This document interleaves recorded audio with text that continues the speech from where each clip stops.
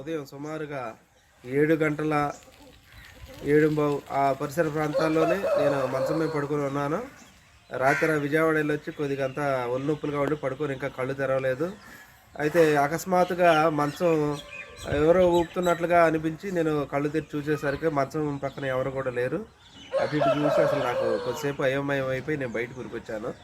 బయటకు వచ్చిన తర్వాత కొద్దిసేపటికి నాకు ముస్లిం బజారు కూడా అక్కడి నుంచి ఫోన్లు వచ్చి ఇట్లా మాకు భూకంపం వచ్చిందని చెప్పారు. అప్పుడు నాకు కన్ఫామ్ అయింది ఈ భూకంపం వచ్చి ఉంటుందని. మరి జనాలందరూ కూడా ఈ యొక్క వాతావరణాన్ని అందరూ కూడా తెలుసుకోవాలని కోరుకుంటున్నాను. సుమారు 7:27 సుమారుకు కమలాపూర్లో ప్రజలంతా భయభ్రాంతులకు గురైనరు.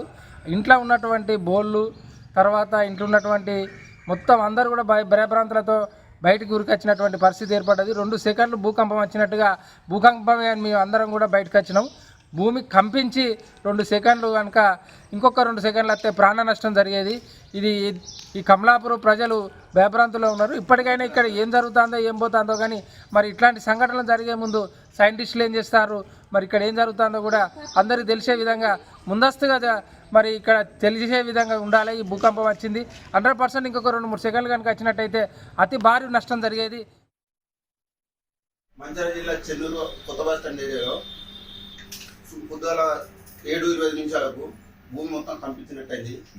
ప్లస్ బెడ్ కూడా కదిలినట్టు మా బాబు ఏందో వదులుతుందని అన్నాడు. మా బాబు అది చూసినట్టునే కిచెన్లో 2 చిన్న చిన్న వస్తువులు కింద పడ్డాయి.